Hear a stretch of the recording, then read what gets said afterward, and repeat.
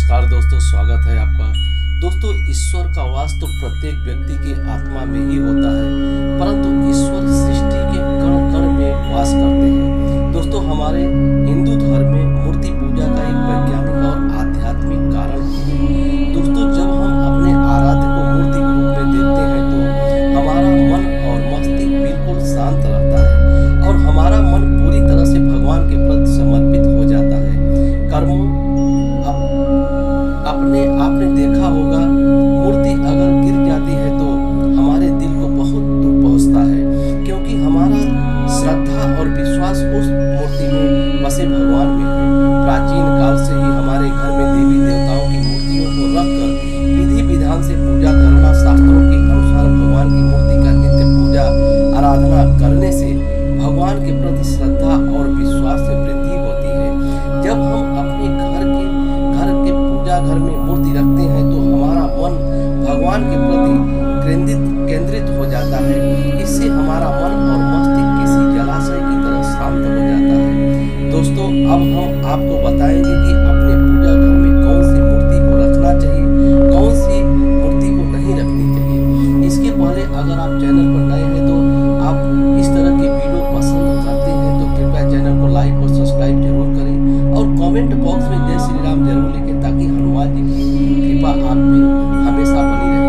दोस्तों, पूजा घर में भी देवी देवताओं के रखने के लिए भी एक नियम होते हैं। वास्तु शास्त्र में पूजा घर में मूर्तियों को रखने का सही तरीका बताया गया है।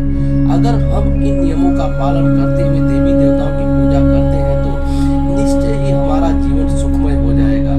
घर के मंदिर में अलग तरह की मूर्तियां रखना, चित्र विचित्र मूर्तियां रखना हमारे घर में नकारात्मक शक्तियों का वास हो जाता है और हमारे जीवन में हमको कठिनाइयों का सामना करना पड़ता है। नियमों का पालन न करने से हमारे द्वारा की गई पूजा भी व्यर्थ हो जाती है।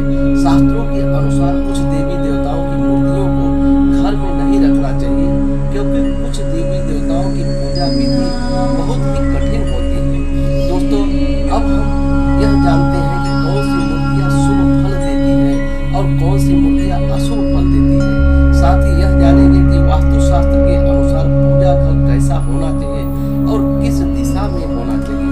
दोस्तों, यदि मंदिर की दशा और दिशा विपरीत दिशा में है तो भी आपको पूजा करने का फल प्राप्त नहीं होगा। चलिए जान लेते हैं वास्तुशास्त्र के अनुसार पूजा घर कैसा होना चाहिए और पूजा घर में मूर्तियों की स्थापना कैसी करनी चाहिए और कौन सी मूर्तियाँ पूजा घर में नहीं रखनी चाहिए। दोस्तों, वास्तुशास्त्र के अनुसार पूजा घर का एक निश्चित स्थान और दिशा होती है।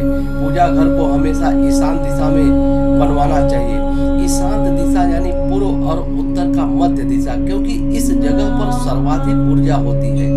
इस जगह पर पूजा घर बनवाने से और पूजा पाठ करने से अत्यधिक फल प्राप्त होता है। पूजा घर में सदैव दीपक जलाए रखना चाहिए। आइए अब जानते हैं पूजा घर में रखी जाने वाली मूर्तियों के बारे में। सबसे पहले गणेश जी की मूर्ति।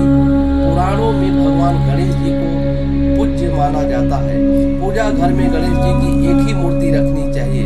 वास्तुशास्त्र के अनुसार माँ लक्ष्मी को गणेश जी के बाईं ओर रखनी चाहिए और माँ सरस्वती को माँ लक्ष्मी के दाईं ओर रखनी चाहिए। ध्यान रहे, गणेश जी की मूर्ति प्लास्टर ऑफ पेरिस से बनी न हो। गणेश जी की खड़ी हुई या नाचती हुई मूर्ति नहीं रखनी चाहिए। गणेश जी की मूर्ति सदैव विराजमान और आशीर्वाद देते हुए मूर्ति रखनी चाहिए और माता लक्ष्मी की कमला आसन वाली विराजमान मूर्ति ही रखनी चाहिए। इससे घर में धन का आगमन होता है, क्योंकि माँ लक्ष्मी धन दौलत और सुख समृद्धि प्रदान करती है। शास्त्र के अनुसार माँ लक्ष्मी के स्थान सदैव विष्णु के पास होता है। यदि आप माँ लक्ष्मी के साथ विष्णु जी की तस्वीर साथ में रखते हैं तो अति लाभदायक होगा। माँ लक्ष्मी की पूजा हमेशा भगवान विष्णु के साथ करनी चाहिए। तीसरी, हनुमान जी की मूर्ति। दोस्तों, पूजा घर में हनुमान जी की मूर्ति अवश्य रखनी चाहिए। हनुमान जी की मूर्ति घर में रहने से नकारात्मक शक्तियाँ, भूत प्रेत उस घर में प्रवेश नहीं कर पाते हैं। यदि आपके घर में गृह कलेश है तो आप अपने घर में भगवान राम दरबार की फोटो जरूर रखें। इसके बाद पूजा घर में शिवलिंग जरूर रखना चाहिए।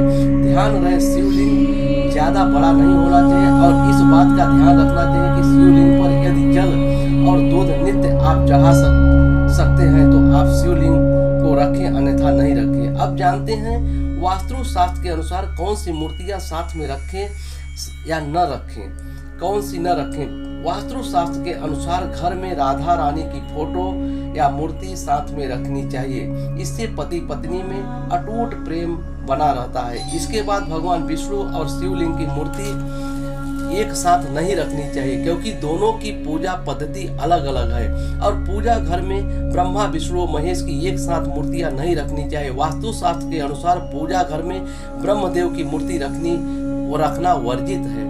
वास्तु शास्त्र के अनुसार पति और पत्नी जहां रहते हैं उस घर में भगवान हनुमान जी की मूर्ति या तस्वीर नहीं रखनी चाहिए। यदि कोई व्यक्ति अविवाहित है तो अपने घर में हनुमान जी की मूर्ति या तस्वीर लगा सकता है।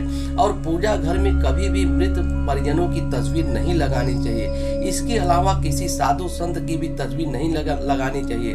वास्तु शास्त्र के अनुसार पूजा घर में कभी भी राहु केतु, माँ काली, भैरव आदि, शनिदेव आदि की तस्वीर या मूर्ति नहीं रखनी चाहिए, क्योंकि ये उग्र देवताओं की श्रेणी में आते हैं और इनकी पूजा तंत्र साधना से की जाती है। अपने मंदिर में सदैव प्रसन्न रहने वाली आशीर्वाद मुद्रा में ही जो हो उनकी ही तस्वीर और मूर्ति को रखें।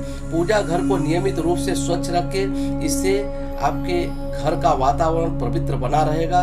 अगर आपका हमारी वीडियो अच्छी लगी तो सब्सक्राइब जरूर करें। फिर मुलाकात होगी एक नए वीडियो के साथ। तब तक के लिए जय श्री राम, ओम नमः शिवाय, हर हर महादेव।